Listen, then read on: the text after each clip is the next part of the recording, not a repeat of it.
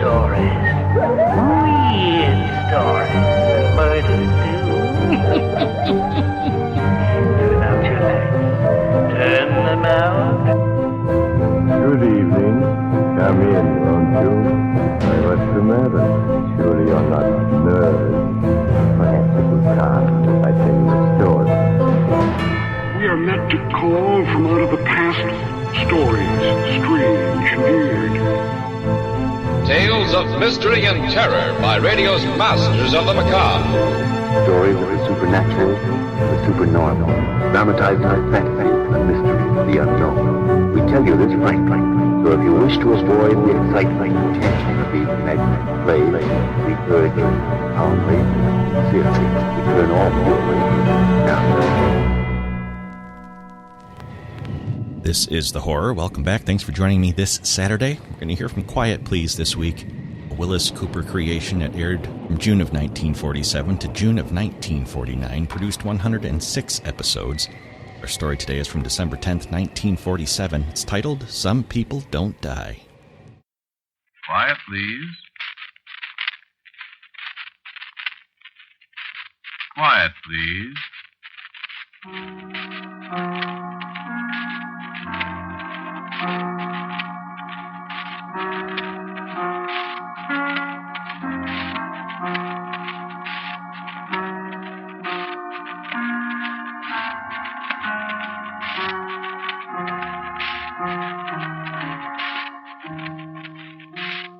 The Mutual Broadcasting System presents Quiet, Please, which is written and directed by Willis Cooper and which features Ernest Chappell. Quiet, Please for tonight is called Some People Don't Die.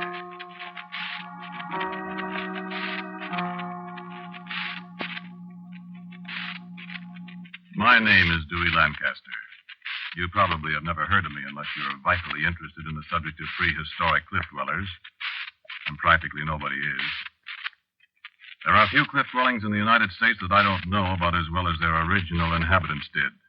Patatacan, Mesa Verde, all the big ones, most of the little ones.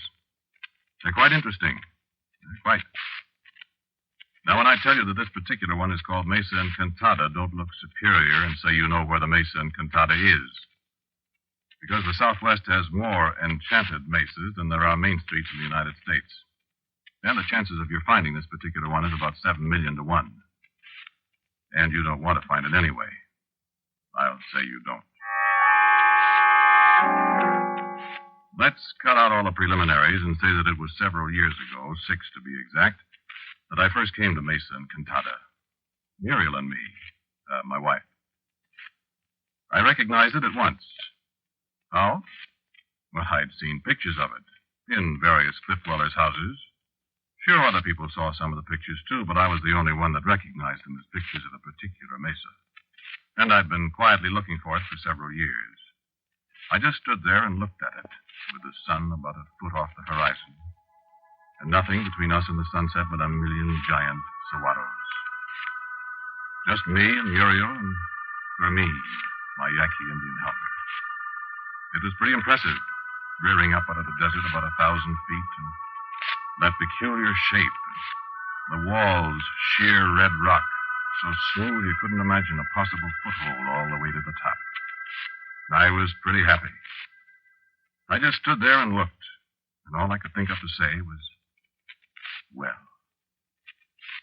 Well, I said, here we are.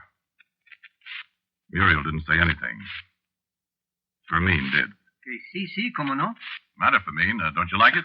No, amigo, I do not like him one nickel. No, come on now, Fermin, just because they call it enchanted. This place many more encantado than you think, amigo. This baddest place in whole country. Ah, you people always say that. Not me. I never say him before, didn't we? This Cholo, he gets scared pretty easy when something is where old people live one time. But you never hear Fermin say nothing from being scared to these places ever, am I? Caramba, que no, amigo. Only this place I don't like, pues. It'll look better tomorrow morning, Fermin. Maybe to you, amigo. But she don't look at me from the morning, I tell to you. What? You pay me off, senor amigo. Not me, I don't stay, pues. Oh, come on now, Fermin. Stop it. No, mira, amigo. Fermin, when he is scared, he don't kid you about him. I think it's much mejor you come along with me and not be here forever. Now, listen, Fermin. No, I got my ears shut. I don't stay here, not Fermin. I take my money and I go from this. Well, how are you going to go? I'm not going to let you take the car. Pues I walk. My pay, por favor. Fermin, listen. Now. You come with me. Don't be silly. I've been looking for this place for a long time, son, and I'm not afraid of it. Come on, be reasonable. I am more reasonable than we think, Senor Patron. You and Senora can stay, and I do not like it. But me, tengo mucho miedo. No quiero estar aquí. Please to pay me my money. What are you afraid of, Fermin? You've been with us at a dozen of these cliff dwellers' places. That's right. Look, the senora isn't afraid, Fermin. But I am. Of what, for the love of Mike? Of what is up there? You know what's up there, Fermin. Broken pottery, a few skeletons. You're not afraid of the dead people, are you? Pero estos difuntos no son muertos, senor. You're crazy, Fermin. No, senor. What did he say to you? He said these dead ones aren't dead. What do you mean by that, Fermin? Son brujos. Wizards. Que sí. Well, now look, Fermin, I'm a pretty good wizard, too. You stick around here tonight, and if any of these wizards come around, I'll put my own special variety of hex on Senor, them with... you speak to Fermin, not to some fool cholo. Mira, senor. Fermin has been with you long many years, so do not try tell him that kind of stuff for why he knows better. Yes, I guess you're right, Fermin. Senor. I'm sorry. Senora, you know Fermin is not superstitious Indio puss? So you listen. This very mal país. How you say baddest? Senora, you are my father and my mother. I do not want for you have bad death. Only not just you. And in your soul, these brujos take her too also. Please, you come away from here with Fermin before I am too late. Well, thanks, Fermin, but we're staying. I see. Then I go. Fermin, now don't be silly. Con permiso, senora. It is not I who am being silly. Adios, patron. Adios, senora. Fermin! Go after him, Dewey. He'll get lost sure as anything. We're 30 miles from the town. Stop him. Fermin! Fermin! I caught up with him in the gathering darkness, and we stumbled across the desert together for half an hour, tripping over the straggling roots of greasewood bushes, snagging our faces and hands on the cholla patches that seemed to lie in wait for us. And I used every argument in my catalog. Finally, I got mad. All right, Fermin, if you want to desert us, I said. And I told him where he could go. I can still see the bulk of him, stocky and sturdy against the stars that splattered the sky. And I can still hear his voice. And remember the sadness in it. No, senor. It is not I that will go there. They will take you there yourself. You and the senora. And the day will come when you will remember what Fermin has told you. And the day has come, and I remember you, Fermin. As you turned and moved away to become a part of the night. So I came back to the place where we'd parked the car close under the shoulder of the mesa. Muriel had turned on the headlights, and they were a beacon for me as I plodded back. And when I got there, Muriel was gone.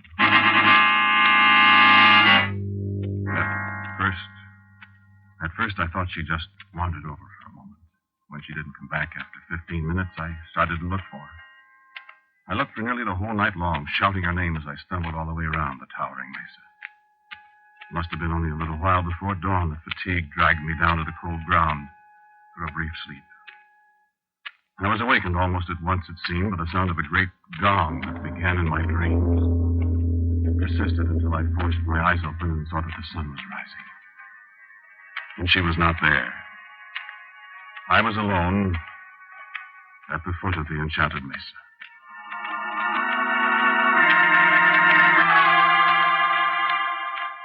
In the quick daylight, I took the car and drove in ever-widening circles around the base of the mesa, sounding the horn and shouting Muriel's name until the needle on the gas gauge warned me to continue on foot. I examined every inch of the mesa itself through my binoculars. And far at the top, 1,000 feet above me, I could see the man-made wall and the windows of the old cliff dweller's mansion. But there was not the slightest sign of life anywhere.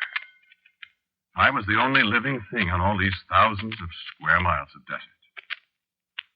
So, in despair, as the sun was declining again to the west, I drove the car back to the giant saguaro where we'd parked the night before. There was no mistaking the place, of course.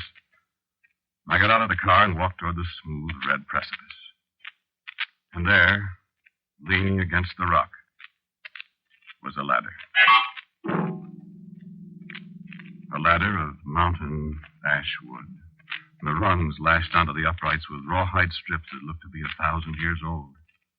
And hanging on a rung just above my head, a beaten silver Navajo bracelet studded with turquoises. Muriel's bracelet that I bought for at Acoma, the village in the sky, 2 years before. Well, what would you have done? I didn't think of Fermin's wizards, his dead men who were not dead, until after I'd climbed all the way up the ladder, till after I'd retrieved Muriel's bracelet. And I remember thinking that perhaps this ladder indicated some racial connection between the cliff dwellers of ancient times and the modern Zunis, who used ladders such as these to climb up to the second-story entrances to their pueblos and lock their doors by hoisting up the ladders behind them. Perhaps Muriel had found it, lying under a mesquite bush, and had dragged it over to the mesa. And then I remembered, out of my scientific musings, where was she? Where was she? That was when I discovered the doorway. A black doorway leading into the mesa. The passage beyond, dark. So now I knew where Muriel was, and I was a little annoyed that she'd beaten me to the discovery, and I was irritated that she'd not waited for me. I called her. Muriel! No answer. I called her again. Muriel! Are you in there? Then there was a scraping sound behind me, and I looked back at the doorway just in time to see the ladder slipping away from the ledge. I leaped for it, but I was too late. It crashed to the ground. So now you've done it, Muriel, I said to myself. And I was an angry man. I started on the passageway in the dark, and I called her name again. Muriel! The man's voice answered out of the darkness. I'll take you to her, Mr. Lancaster. Who are you? I'm sorry I startled you, Mr. Lancaster.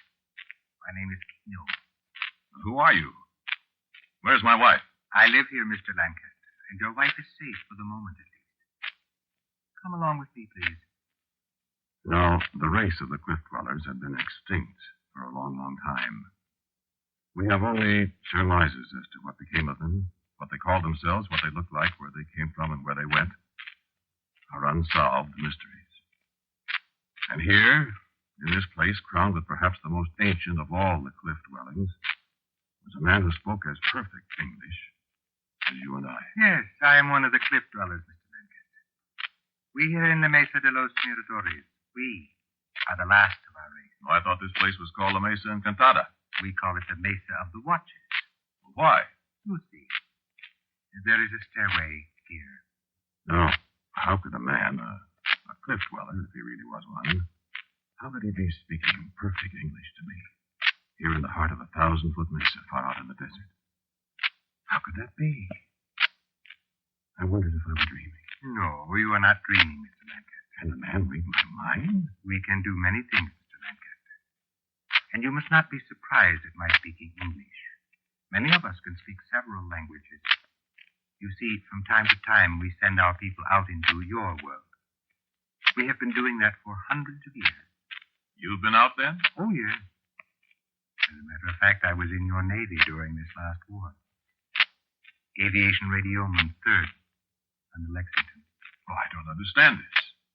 We don't expect you to, Mr. Lancaster. Well, where's my wife?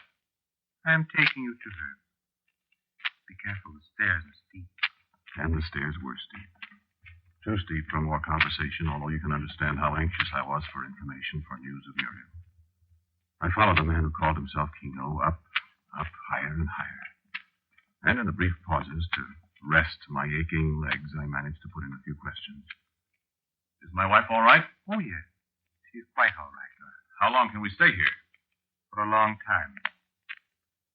Shall we start again? There is still some distance to go. I am a trained mountain climber, but those stairs were almost too much for me. Kino, though, wasn't even breathing heavily. I had to stop oftener and oftener, and though I thought I was trying his patience sorely, he remained calm and courteous. There are about 1,000 of us. I hope we'll get a chance to study your people, their customs. Yes. You may do so. I'm amazed that there are people here. Living people, I mean. Yes. I'm sure. My assistant ran away from us last night. Yes. The watchers saw him. He said you were wizards up here. You know, wizards? Yes. I know. Shall we go on? It's only a little way now. The last few hundred steps nearly took me out. But at last I staggered out onto a kind of platform at the very top of the mesa, a platform of living rock surrounded by a parapet carved out of the mesa itself, perhaps 4 feet high. The wind was cool up there, and the desert seemed a long, long way below, and the stars were very close.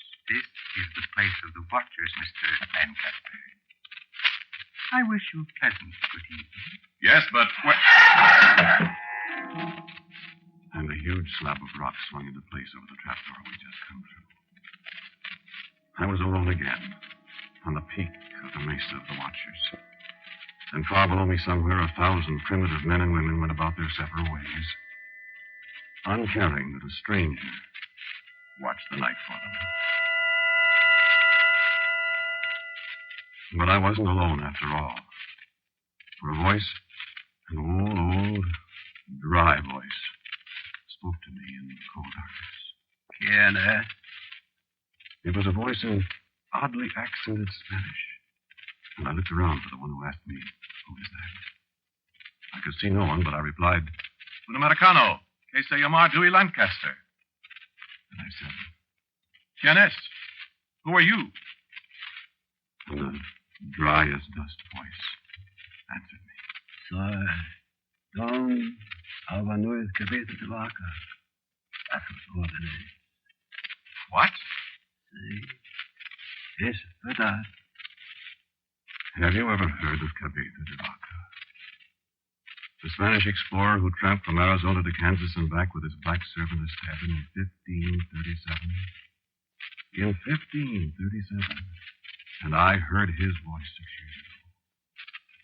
But I couldn't see anything but stars and the blackness of the desert down below. And what kind of tricks were Tino and his cliff dwellers playing on me? I lost my head for a second. I yelled at the top of my lungs. You're trying to scare me? You can't scare me!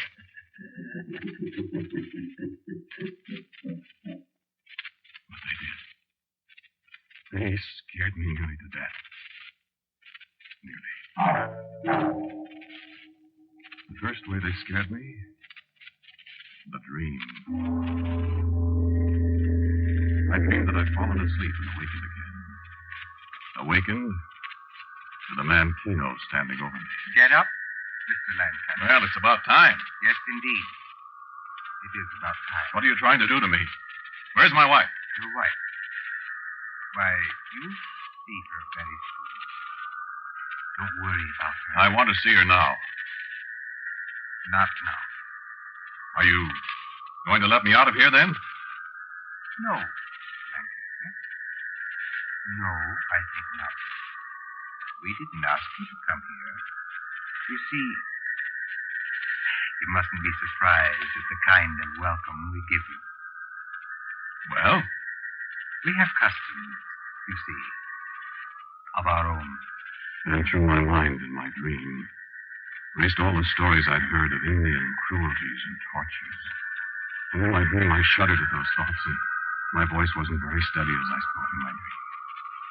Well, if you're going to kill me, do it quick. I am not going to kill you, Mr. Lancaster. You're not going to torture me either. No. You must merely receive the kiss of most beings. And I thought I heard the dry, crackling voice of old Cabeza de Vaca, muttering something behind me. But Kino spoke again. Stand still, Mr. Lancaster. And at his quiet, smiling words in my dream, I was suddenly powerless to move. Powerless to move away from the flat, ugly head of the great rattlesnake that Kino thrust before my face. I tried to scream. I had no voice. The sound of the snake's rattles filled my ears. Its eyes bore into mine, and the little darting, forked tongue flickered close to my eyes. Then there was the sound of the gong again. and an intolerable pain in my upper lip, and my dream dissolved into darkness.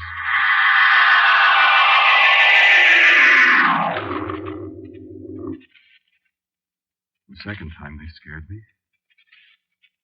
I awoke, and the pain on my lip was something unendurable. And I knew it was no dream. I remember a sense of surprise that I was still alive, though I knew death was not far away. And a voice spoke to me in the first rays of the morning sun. Dewey. Muriel, where have they been keeping you? And then I saw the mark of the snake, the kiss of Otsine on Muriel's lip, too. And I cried out. Muriel! The snake! Yes, Dewey. I have kissed Otsine, too. They killed her. No, friend. No. We have not killed you. Well, what? No, indeed, on the contrary. Now, my dear friend, you are one of us. What are you talking? Let her tell you. She knows. Muriel, what is he talking about? We're worse than dead, Dewey. Well, what do you... Otsine has kissed us. And now, we can never die. So, that is right. You are watchers now, like me. And like Cabeza de Vaca, there. And that was the third time he scared me. I looked past his pointing finger, and there against the breast-high parapet was what I thought at first to be a mummy. A tiny, fragile, dried-up skeleton encased in leathery, ancient skin.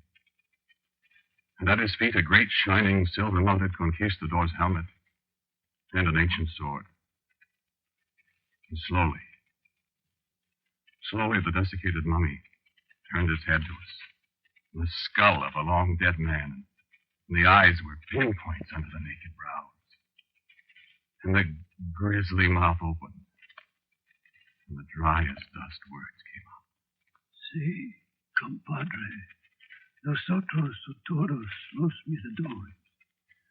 Bienvenido, compadre.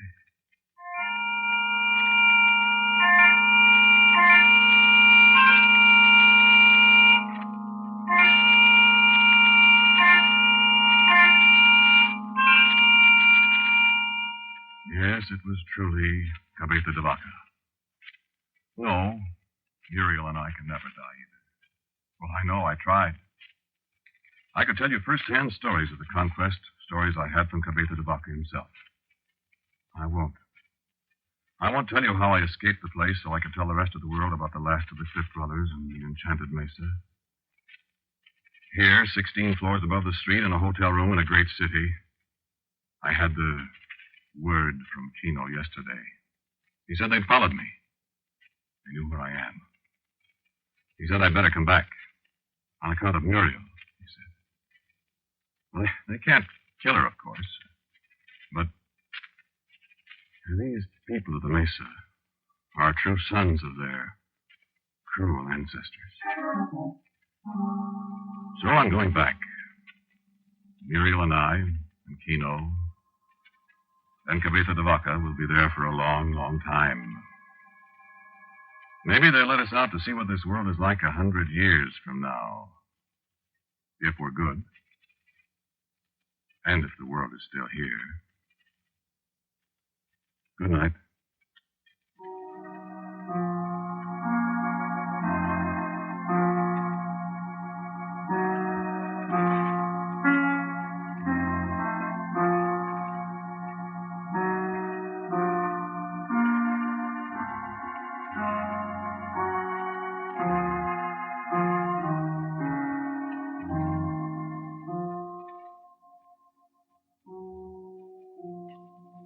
You have listened to Quiet, Please, which is written and directed by Willis Cooper. The man who spoke to you was Ernest Chappell. And Sid Cassell played Fermine. Muriel was Anne Seymour. And Ted Osborne was Kino. William Adams played Cabeza de Vaca. The music for Quiet, Please is composed and played by Albert Berman. Now for a word about next week's Quiet, Please. Here is our writer-director and my good friend, Willis Cooper. For next week, I've written you a story about a man who wasn't satisfied with his lot in life and who tried to change it. It's called Little Fellow.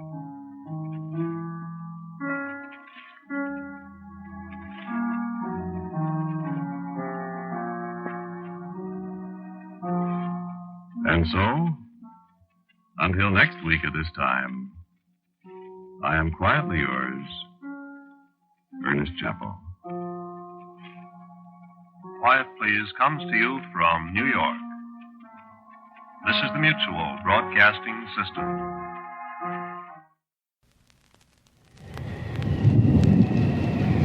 That's the horror for this week. I hope you enjoyed it. You can find more from Quiet Please at relicradio.com, alongside thousands of other old-time radio shows, past episodes of the horror, everything else Relic Radio. If you'd like to help support this and all of the shows, don't forget to donate.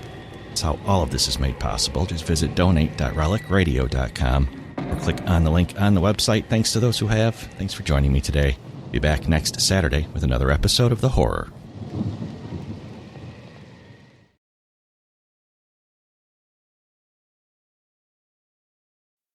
Strange Tales.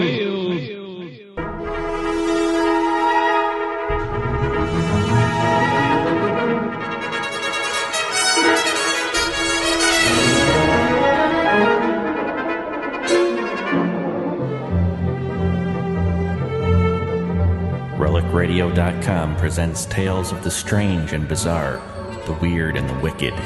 Stories not necessarily of the supernatural, but of the unnatural.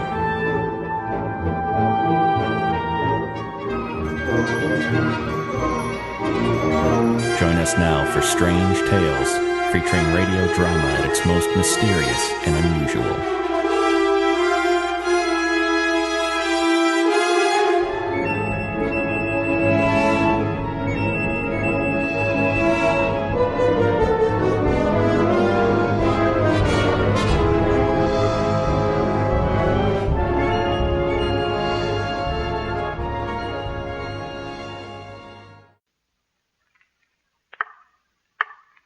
I demand that time cease.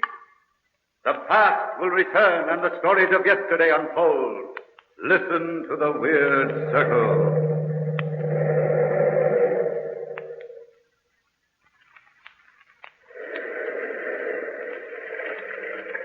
The weird circle.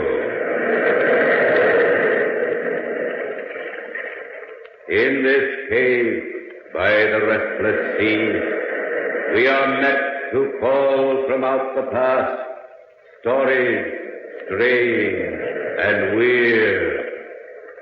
Bellkeeper, toll the bell, so all may know we are gathered again in the weird circle.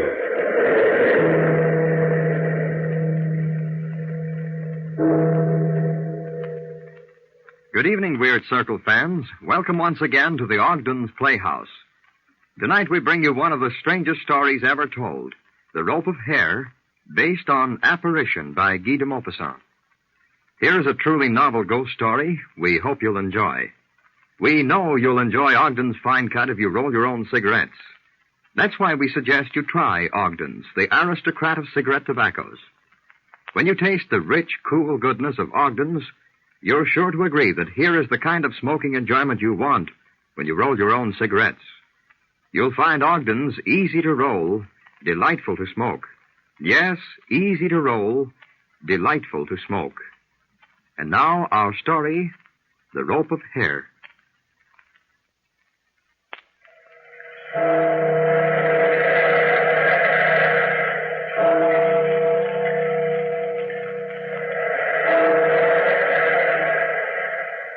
Out of the past, phantoms of a world gone by, speak again the immortal tale, The Rope of Hair.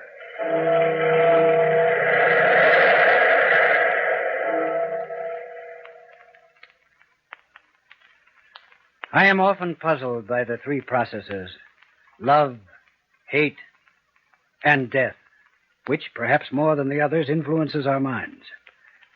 I have learned but little more of them in my life. Perhaps the words and secrets of the three were in the diary in the old chateau. I have never known that. But I have learned fear. I have become afraid of the night. It was long ago when I was in garrison at Rouen.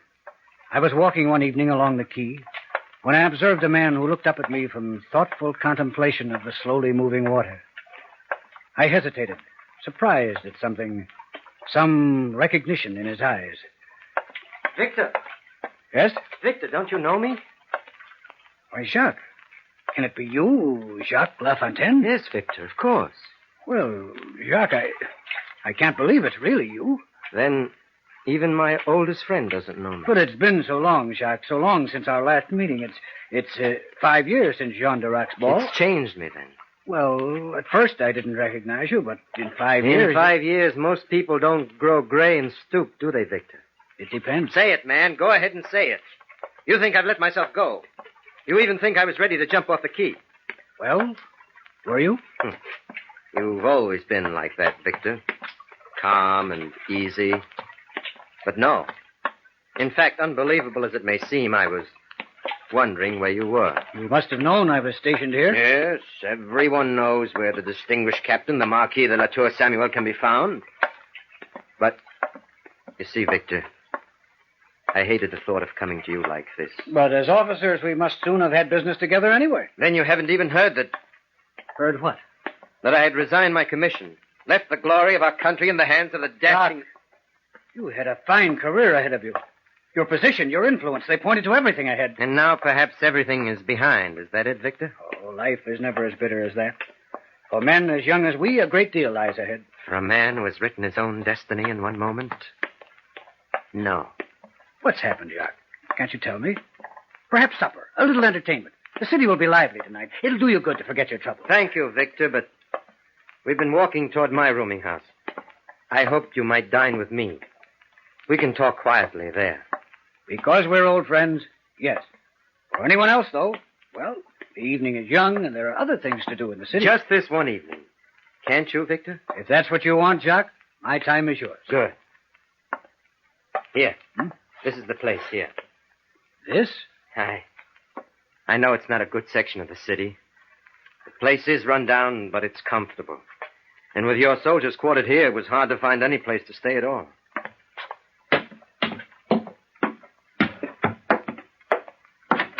Come on in. Let me follow you, Jacques. It's so dark in here, I can't see where to go. I'll get you the candle. There. Now, come on up this way. My room is right here at the top of the stairs. This door. Well, go on, open it. What's the matter? Shh. What is it, Jacques? I don't know. Here, let me have the candle. It'll shake out of your hand. Now what's happening? There's somebody in there. Well, open the door and find out. Perhaps we've got enough. If there's somebody in your room, we'll find out who it is. No, Victor, please. Please, Victor. What's frightening you so? Oh, good evening, monsieur. Oh, Mrs. Dupre. Yes, monsieur. Did I startle you? You see, it was time for supper, so I brought it up to you, monsieur. I lit the candles in your room. I know that you... Yes, thank you, Mrs. Dupre, and bring another, please. The captain's dining with me. But certainly, monsieur. Immediately, monsieur. Come in. Come in, Victor. We'll wait just a few minutes until she comes back. I think your Mrs. Dupre was as frightened as you were. Do you always frighten each other? No, it was just that I didn't expect... Jacques, seriously, what's on your mind? Certainly you aren't living in this place from choice. It's so near your own chateau. Why aren't you there? That's what I wanted to talk to you about, Victor. Well, if it's money, Jacques, why say so? You know you needn't go through all this. I'll gladly... It's more than money. Well, then, love? Love, Victor? In the circle of things, where does hate end and love begin? Can you answer that? Did you want me to come up here to talk riddles, Jacques? Well, it was love, Victor. The most beautiful woman in the world. Well, come on, out with it. Don't just sit there picking at the front of your tunic as though you were covered with dog hairs. What's this all about? What? Ever since we sat down, you've been pulling imaginary hairs out of your jacket there. Can't you sit still for a minute and relax? Oh. Was I? Oh, I'm sorry, Victor, but you see, I'm going to ask a favor of you that I'd hate to ask anyone else. Anything you say, Jacques. You see, several years ago, right after you last saw me, I was married to the most beautiful woman in the world. Oh, life was a sweet thing. We were the happiest couple in France. And what happened? She died, Victor. She died, and now she's dead and rotting in her grave. That's what death does to people, isn't it, Victor? She died just 1 year after I'd married her. Just 1 year of terrible happiness. Terrible because I guess no man has a right to so much. Well, on the day she died, I locked the door to our room, left the chateau, and as you see, Victor, I can never make myself go back. And you want something? Would you do it? Would you go back to our room there, Victor? What do you want me to do? In the right-hand drawer of the desk in our room, there is a book. A diary which right now can mean more to me than anything else in the world. You'll know it because on it, it's marked with my crest across the front. Will you go? I'll go tomorrow. I'll be free then. I'll wait here until you come back with it. Oh, Victor. Your supper, monsieur. Oh. I've brought it up as quickly as I could. Will that be all right, monsieur? You see the... Just put it on the table, Mrs. Dupre. Thank you. There, monsieur. I hope you enjoy it, monsieur. Victor, sit down there. I'll write a note to the caretaker at the chateau and get you the keys to the room and to the desk. Hasn't he the keys? No one has a key to that room but me. Why, Jacques? Is it haunted? No. Oh, come, Jacques. Your nerves are all on edge. Let's go out. There's a little place... No, thank you, Victor. I'll stay here until tomorrow. Tomorrow when you've come back with the diary. I left him then, sunk into that attitude of deep concentration I had noticed as he stared into the dark waters of the Seine. For a while, I forgot Jacques. But the strange depression and fear that marked his attitude had shocked me. The way he sat, almost afraid to speak, plucking those imaginary hairs from the front of his tunic like a weak, frightened child. Not like the stalwart, ambitious young man I had known as a companion in boyhood. A young man, if ever there was one, destined to become the pride of his regiment. In the morning, my ride across the fields and through the cool summer woods somehow filled me with an intoxicating happiness. I took with me for a companion a Lieutenant Leroc, a friend of mine from the regiment, and I was thankful later for his sensible company. But in the exhilaration of the moment, I almost forgot the gloomy implications of my trip. There's that old chateau, Captain. Have you noticed it before? That's where we're going. To that place? Yes, I have an errand there. You know the place, then? Well, I've passed by it several times. Never stopped. I thought it was deserted until the other day when I saw an old man standing by the gate. Caretaker, isn't he? I guess so. He threw stones at one of my soldiers who tried to stop for water. Chased him away before he could get inside the gates. I almost had to have the man thrown in jail to calm the soldiers' feelings. Well, he's not on guard today. He's not at work either. Look at the condition of this place. Why, the gate's practically rusted off its hinges. I can remember when this lawn was as smooth as velvet, and every path was well kept. But it's not my worry. Oh, where is this confounded caretaker anyway? I'll see, Captain. Hey there! No sign of life? I'll join you. Is anybody here? Try another door, Leroc. Yes, sir. I'll try this one around the side. Well? You the caretaker? Yes, I am Pierre. What is it you want? I have a letter here. Well, there's no one here. Can't you see that? This place is deserted. The letter is for you. Well, then give it here. See here, you. Take off your hat when you're addressing an officer. Never mind, Leroc. Let him read the letter. I'm anxious to get this over. Military dignity doesn't have much place here. What's that? It once did. This was the proudest house in Normandy. Never mind, Pierre. Read the letter. Well, I have read it. Well? Well, what do you want? You ought to know. Your master's orders are there. I want to enter the chateau. Are you going into his room? Are you trying to put me through an examination? But, well, I'll go and see if it is prepared, if it is all right. That won't be necessary. But it has not been entered since the death. I'd better see But whether... you see, Pierre, I have the key, and you have not. Now step back. Let us go through. Yes, Captain. Right through my kitchen there, That door enters the main hall. Come on, Ralph. Coming, sir. This door, Pierre? Yes, Captain. Through there and up the stairs. Oh, look, Captain. Look at the size of this hall. Yes, Leroy. And look at the dust. Must be half an inch thick on that table. You know, it must have been magnificent here once. I knew it well when it was. Here, the stairs are over here. Let's go up. Somehow I don't like the place so much now. Oh. The old man has shut the door down there. I don't think he likes us very much. We're just invading his privacy, that's all. Anybody'd be strange stuck in this place. Well, I certainly wouldn't like it. This is the door, I think. Why, the air hasn't been changed in here for years. What's that? Smells like a tomb. It's dark enough to be one. I'll open that shutter over there. Oh, it's stuck, Captain. Never mind. My eyes are getting used to the dim light now, anyway. Yes, so are mine now. Look at this room. Somebody must have had a fight in here. The furniture's all out of place. Stop imagining things, Leroy. I don't like this at all. Let's not add anything to this by digging into a man's private past.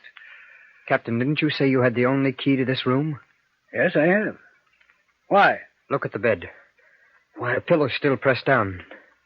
Somebody's been lying on it. And lying very still. Look there.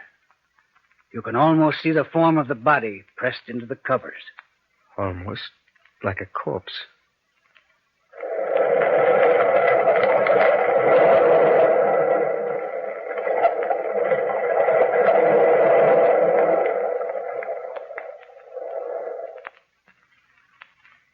A noted craftsman in the matter of plotting and weaving incredible and absorbing tales, Guy de Maupassant is at his best in this Weird Circle narrative. Friends, you'll find roll-your-own smoking at its best when you make your choice Ogden's, the hallmark of true smoking enjoyment. When you visit your tobacconist, ask for the handy green package labeled Ogden's, O-G-D-E-N''S, Ogden's, and follow the lead of satisfied smokers everywhere who, making Ogden's their watchword, have gained regular smoking satisfaction from a cigarette tobacco whose quality, smoothness, and all-round goodness have long been established. The name Ogden's is famous with smokers from coast to coast. Make Ogden's your watchword for good roll-your-own smoking and treat yourself to the best. You'll find Ogden's easy to roll, delightful to smoke. Yes, easy to roll, delightful to smoke. And now, back to our story. To help his friend Jacques, and to discover the cause of his depression and fear, Victor, the dashing young Marquis de la Tour Samuel, has undertaken to retrieve 3 packets of papers from Jacques' deserted chateau. He had already entered the room, unopened since the death of Jacques' wife, when he discovered to his horror the imprint of a body still pressed into the covers and pillow of the bed.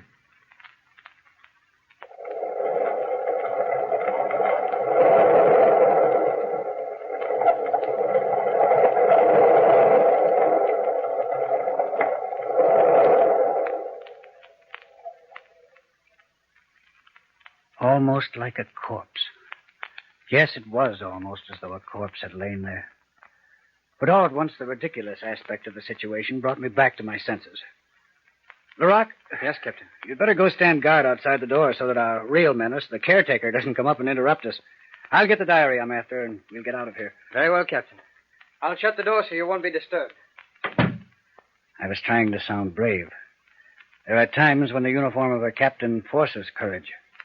But I did feel better with Leroy guarding the door. A draft from the still-shuttered window was beginning to freshen the atmosphere. I opened the drawer of the desk and began fumbling among the litter of papers there. I found the diary, just as Jacques said I would, in a plain packet with his crest on the face of it, a crest that had been the bravest in France. The breeze from the window stirred the hangings behind me, but engrossed as I was in finding the diary, I paid but little attention to the stirring in the room. Yes, there it is. You have really come for it. But you are not Jacques. I shall try to remember. He should have come, not you. No, You are not Jacques, but you will do as well. For endless time, I say, we faced each other there. But only for a moment, really. The woman seated herself in a chair. Her white garment made no sound as she put her hand to her head. She tried to stroke the long black hair that hung almost to the floor. It was black, but with a blackness that has no light, no life. In her other hand, she had a comb. She held it toward me. Monsieur, you can do me a great service. I am suffering. Oh, I am suffering so. They will not comb my hair. You will comb my hair. You will comb my hair. Oh, I am suffering. I took the comb from her hand and lifted that long hair. That hair which gave my skin a feeling of awful cold. A feeling of handling snakes. Cold. Cold and dead. The feeling still clings about my fingers. I handled that icy hair. I twisted it. I braided it. I bound it and unbound it. And while I let that horrible mane run through my fingers, she sighed and, trance-like, began to talk, forgetting, perhaps, that I was not Jacques. Ah, that's better. The mirror is gone now. The mirror in which I watched you so many times combing my hair. And with what adoration in your eyes. Your brave, strong fingers playing there in the hair of a weak woman. So brave, so strong. Jacques loves me. Jacques loves me. That was the song that my heart sang when first we were here like this. I love Jacques. I love Jacques. That was the song I thought was echoed back. But pride and strength and killing. Yes, I saw you kill Jacques. Once I saw you kill for power. Power, strength, pride, being a soldier, being strong, they were your idols. What does a weak woman want of those things? When you brought me here, Jacques, my head was high. My pulses beat with joy at the peace and happiness I expected. But you'd always been strong, Jacques. Always strong and brutal with the strength you adored. Then when I saw you kill Jacques, I knew that the fascination of hate was my love. Hatred of you, of whom I need fear nothing because you loved me. Hate, not love. I was fascinated too, Jacques, when I wrote these things. Wrote them in that diary you're taking. Wrote of my hatred and my growing fear of you. Then that day, I watched you in the mirror as you braided my hair. Braided it into a strong rope. And because I'd written that I hated you, slip it slowly, so slowly and calmly, over my head and around my neck. But you will never do it again, will you, Jacques? Because now, Jacques, you're going to comb it free again. Comb it free when I come to you for that diary. Yes, Jacques is going to comb it free again. I shall come for the diary, Jacques. Laroque! What is it, Captain? This closet door. That woman went in there. For the love of heaven, open it quickly. But, Captain, it's locked, bolted outside here. Can't be. She went in there. Who? That woman who was here. Well, no one came in here, so perhaps it was a shadow. No, Laroque. I saw her. I heard. Can I be mad? I'll break that shutter, Captain. We'll have some light. And the closet door was bolted. In the light that flooded the room, I began to feel foolish. There was no sign, no indication, except for an overturned chair, that I had not been alone the whole time. With more calmness than I felt, we descended the great stair, crossed the huge, dusty hall, and were at last out in the fresh air. We did not see Pierre again when we left the chateau. We drew rein before my lodgings. The groom took our horses. Well, sir, the ride has been very pleasant. But, Captain, do you feel all right? Laroque, I'm going up to my room. I need a rest. Will you deliver this diary to my friend? Here's the address. Tell him Anything you like. Tell him I'm ill, sunstroke, anything at all. I'll see him later. Of course, Captain. Just a moment, sir. What is it? Why are you looking at the front of my coat like that? Why, those hairs. Hairs? Yes, Captain, all twisted in the buttons. They're long and black like a woman's. Yes, there were the same dead long hairs twisted in the buttons of my jacket. I pulled at them, every nerve in my body revolting at the cold feeling.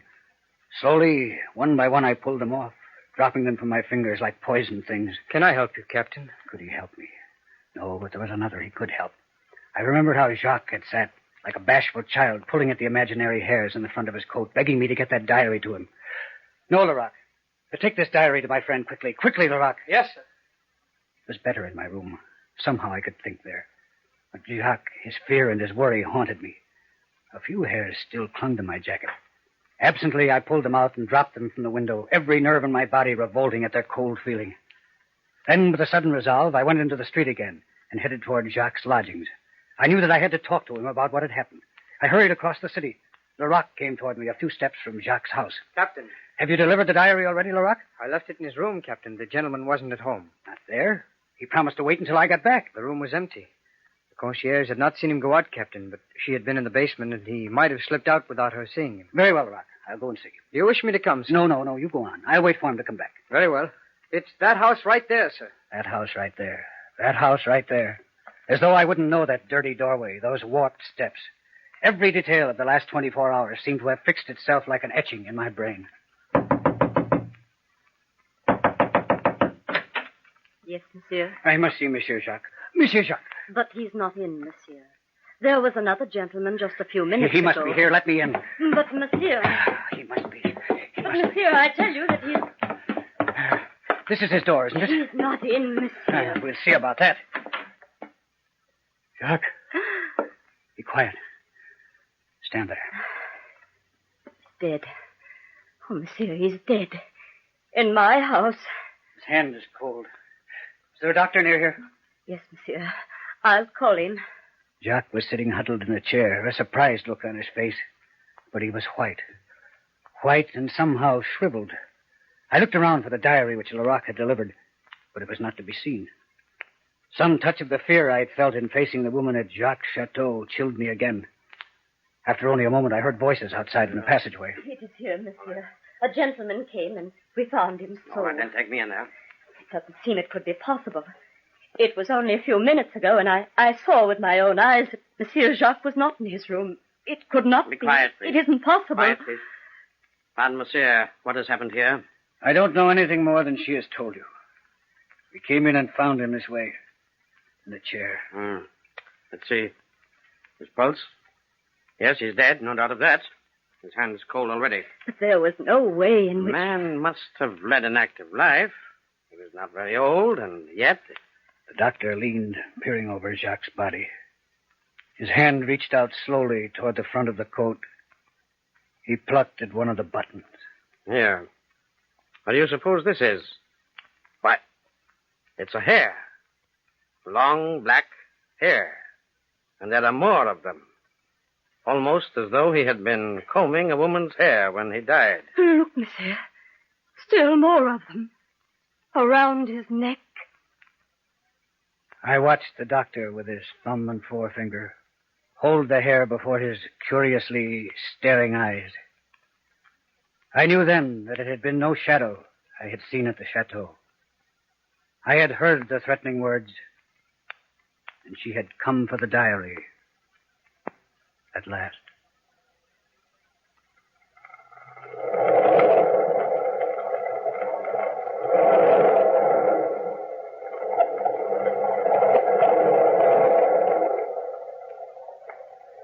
From the time-worn pages of the past, we have brought you the story, The Rope of Hair.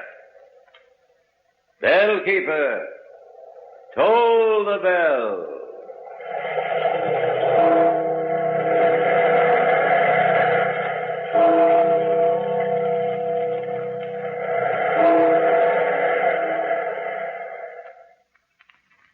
We return now to reality and to the problem of rolling your own cigarettes.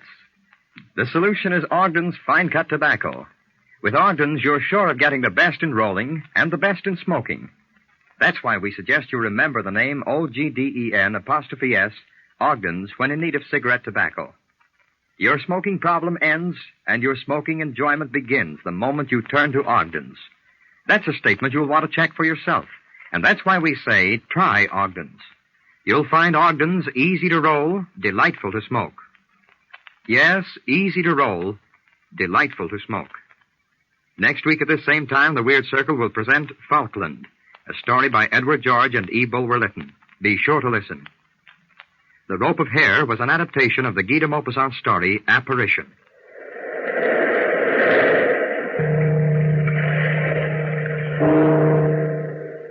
Attention, pipe smokers. For a smooth, fragrant smoke, try Ogden's Cut Plug.